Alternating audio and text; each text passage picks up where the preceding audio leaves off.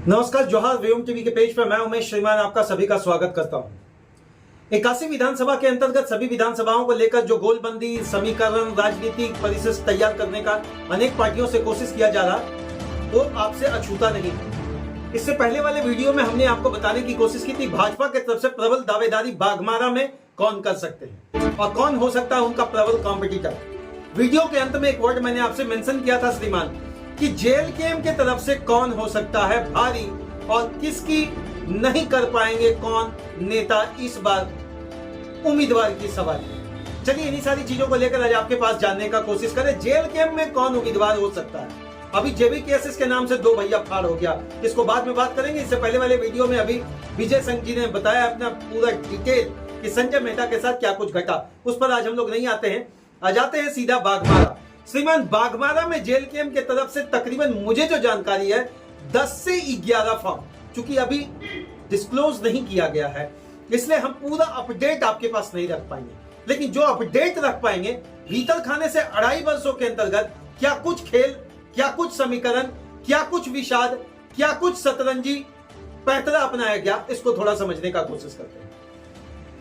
अगर हम निचले पायदान या ऊपरे पायदान कभी भी किसने क्या फॉर्म भरा है उसका मुझे यह पता नहीं, डेट कब है और क्या है, लेकिन 7-8 नाम जो अभी सामने आ रहा, पहला आ रहा है प्रदीप महतो जी का, दूसरा आ रहा है दीपक रवानी जी का, तीसरा आ रहा है पार्वती देवी जी का, चौथा आ रहा है श्रीमान लंबे समय से संघर्ष करने के बाद भी बहुत सारे लोग फॉर्म नहीं भर पाए, लेकिन अचानक बहुत सारे लोग ऐसे हुए जो बीच से आए, कन्हई चौहान जी का।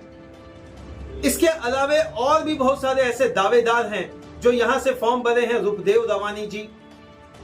जो हम लोगों को भीतर खाने जानकारी मिलता है उसके माध्यम से हम आपके पास जो बात रखेंगे, हम एक लंबा खाका तैयार है, मुझे विधायक बनना है। चलिए भ्रष्टाचार की नीतियों को लेकर भ्रष्टाचार के विरुद्ध बात करने को 2012-13 का अभियान आपको केजरीवाल जी का याद आया होगा। अन्ना हजारे का अगेंस्ट करप्शन वाली बात के साथ अन्ना हजारे जी का प्रादुर्भाव हुआ और आज उनका इस्तीफा हो गया। क्या कुछ भीतर खाने चला होगा 10 वर्षों के अंतर्गत, आप समझ सकते हैं। जेल केम पार्टी अभी बनी, इसको फूटने का टूटने का आसार पहले से ही दिख रहा था और भीतर खाने कौन सा घून लगा है और किस केमिकल के सहारे इसे रोका जाएगा, या टैबलेट पैरासीटामोल होगा या इंजेक्शन कोरामिन, ये तो थोड़ा शब्द रखना पड़ेगा। अब बात हम करते हैं प्रबल दावेदारी जेल केम में बाघमारा से। जो मेरे पास जानकारी है या सूत्रों से जो जानकारी आता है, पिछले 2 वर्षों की राजनीति को देखते हुए, पिछले 2 वर्षों के समीकरण को समझते हुए, पिछले 2 वर्षों के राजनीतिक पखवाड़े में से बात निकलकर लाने के बाद जो आता है प्रबल दावेदारी में 3 नाम ऐसे हैं जो मुझे लगता है बहुत नजदीकी मामला एक दूसरे के साथ रख सकते हैं। सबसे प्रबल दावेदारी में नाम आ रहा है दीपक रवानी जी का। अब इनका प्लस और इनका माइनस भी आप समझ लो। इनका प्लस पॉइंट वही है, जयराम महतो जी के बहुत नजदीकी हैं, बहुत करीबी हैं, और जयराम जी यह बात कर रहे हैं कि जब तक आपके पास क्वालिटी नहीं होगा, आप उस एलिजिबिलिटी को पूरा नहीं करते हैं, उस अर्हता को पूरा नहीं करते हैं, तो श्रीमान आप हमसे टिकट का उम्मीद नहीं करें। लेकिन दीपक जी ने सींचा है पार्टी को शुरू से, सुबह से शाम तक उनका एक ही रास्ता है। उन्होंने बताया कि जब से मैंने राजनीति में कदम रखा मैंने सोच लिया अब बस एक ही नाम जयराम महतो, दूजा कोई और नहीं काम। इन पर एक आरोप है श्रीमान, इन पर लोग छींटाकशी करते हैं, इन पर लोग थोड़ा गंभीर आरोप कट मारकर लगाते हैं। हाईवे वाला कट नहीं, ये जनरल स्टेट वाला कट है, जहां तहां से निकल जाता है। कट इसलिए कर रहे हैं, इन पर आरोप है, कमेंट बॉक्स में मिल जाता है कि इनके पिताजी भाजपा के कैडर रहे, भाजपा के बहुत बड़े समर्थक रहे और इनको जेल केम से टिकट क्यों दिया जाए। तो श्रीमान जो ऐसा बहुत सारा होता है कि एक घर में 2 लोग 3 लोग 4 लोग अलग अलग पार्टियों में जाते हैं और टिकट लेते हैं और चुनाव लड़ते हैं। तो प्रबल दावेदारी में दीपक रवानी जी का नाम है। अभी वो केंद्रीय प्रवक्ता है, बोलने में माहिर है, अपनी चीजों को रखते हैं मुखर होकर, अपनी चीजों को समझते हैं मुखर होकर, लेकिन आम जनता के बीच में, खासकर राजगंज में जब गोलबंदी हो रही थी, राजगंज में जो जमाव हो रहा था, राजगंज में जब जेल केम का अस्तित्व खंगाला गया, तो सबसे बड़ा नाम को उभर कर लाकर मंच में जो हमने देखा, खुद भी मैं उसका गवाह था, वहां पर थे दीपक रवानी। लेकिन भीतर खाने विरोध इनका हो रहा है। अब आता है समीकरण 2। बागमारा में रवानी समीकरण और महतो समीकरण दोनों चलेगा। महतो में कुशवाहा है, तेली है, कोयरी है, कुर्मी है, बाकी सारे वोट है, सपोर्टिंग स्टैंड बाई उसको रखा जा सकता है। लेकिन ये दो के बीच में ही मुझे लगता है विकल्प तलाशने का एक कोशिश करेगी पार्टी। रवानी समीकरण के अंतर्गत तकरीबन 45 से 50 हजार का वोट, 45 से 50 हजार का वोट साधने के लिए दीपक रवानी कितना सक्षम है, अपनी बातों से लुभा पाएंगे, अपनी चीजों को रख पाएंगे, अपनी चीजों को मतलब विरोध वाली तो बात करनी पड़ेगी ना श्रीमान। विरोध का बात आप नहीं करेंगे तो आप पर जो आरोप है उसको खंडित कैसे कर पाएंगे। आप 46,000 वोट की बातों को केवल लाकर अगर रखेंगे कि नहीं 46-47 हजार लोकसभा में वोट मिला तो मैनिपुलेटेड वोट था श्रीमान।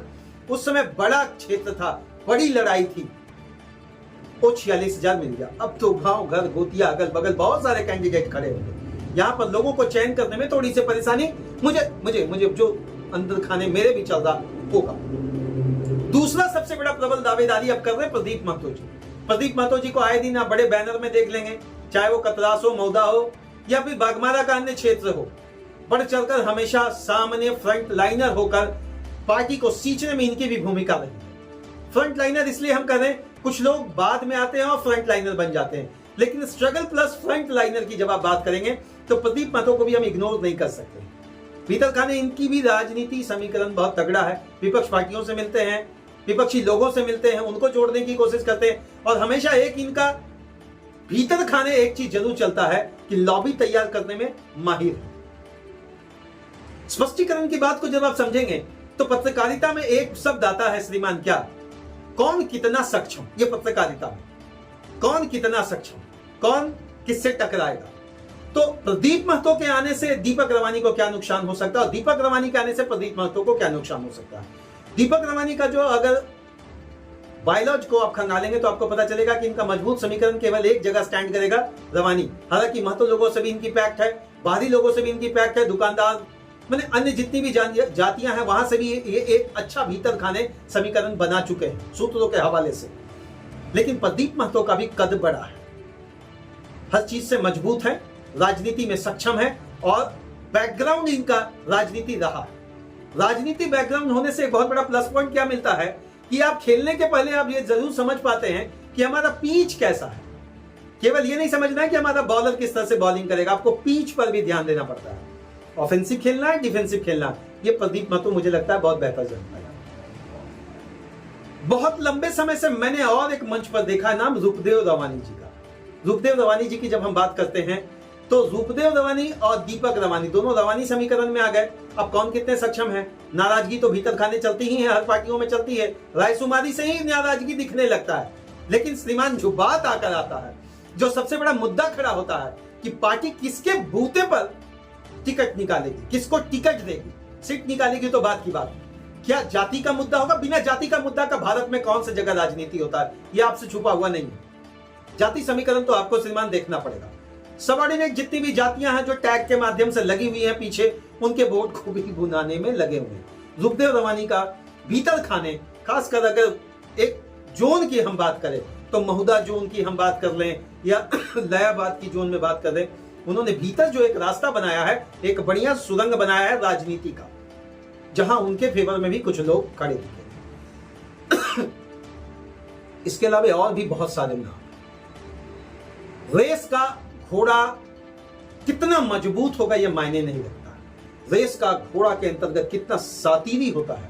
राजनीति वह विषाद है श्रीमान जिसको खेलने के पहले यह सोच लेना पड़ता है कि एक चाल से मेरी जीत नहीं होगी, मैं तीन चार जगहों से ऐसे डैमेज करूंगा कि मुझे पार्टी को मजबूरन लाना पड़ेगा।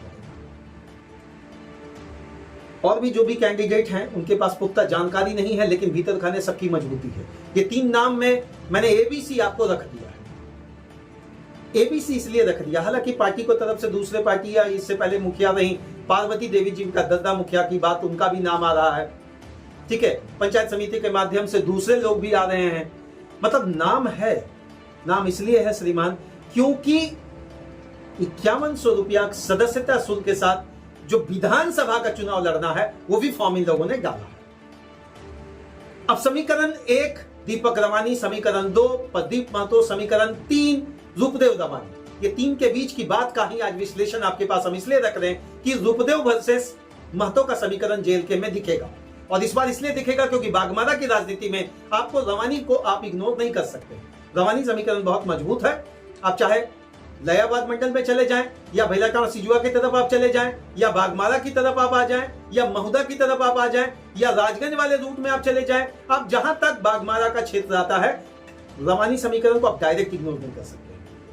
अब कौन कितना सक्षम, ये तो रायशुमारी हो चुकी है। किसके नोट सीट पर किसका नाम चढ़ चुका है, अब तो जयराम महतो के हाथ में है या रायशुमारी वाली टीम के हाथ में। जयराम महतो पर एक आरोप अभी संजय मेहता ने लगाया है, न खाता न बही, जो जयराम कहे वही सही। ना हम इसकी पुष्टि करते हैं ना हम इसकी पुष्टि करना चाहते हैं। बस हम ये जानते हैं कि श्रीमान अगर पार्टी के अंतर्गत केंद्रीय अध्यक्ष आप हैं तो एलिजिबिलिटी और क्राइटेरिया की बात आप उम्मीदवार को सामने लाने के पहले अगर रख रहे हैं तो मैं जरूर इस चीज को समझने की कोशिश करूंगा कि परिवारवाद से आप जरूर बचने का पूरा प्रयास करेंगे, मित्रवाद से बचने की कोशिश करेंगे, अर्थवाद से बचने की कोशिश करेंगे। सामंतवाद तो आपके साथ है नहीं, लेकिन फिर भी हम बोल रहे हैं बचने की कोशिश करेंगे। और सबसे बड़ी बात जो राजनीति में अभी आप पर भी आरोप लगेगा, दूसरों पर भी लगता है कि श्रीमान अर्थ के माध्यम से सीटों का बंटवारा ना हो जाए। चलिए, जो कुछ होगा आने वाले चंद दिनों में बिल्कुल क्लियर होने जा रहा है, लेकिन इतना तय है कि जेएलकेएम की तरफ से अगर गलती हुई और बाघमारा को अगर हल्का कोई भी कैंडिडेट रहा तो उसकी पटकनिया के लिए श्रीमान भाजपा के तरफ से दिग्गज खड़े हैं और कांग्रेस के तरफ से रायशुमारी चल रही है। अगर आपका कद कमजोर पड़ा तो श्रीमान आप इस कुश्ती, इस दंगल में आप बिल्कुल चारों खाने चित हो जाएंगे। जय हिंद श्रीमान, मेरी तो एक ही कोशिश है झारखंड की राजनीति के परिशिष्ट को आपके पास लगातार लाकर रखना।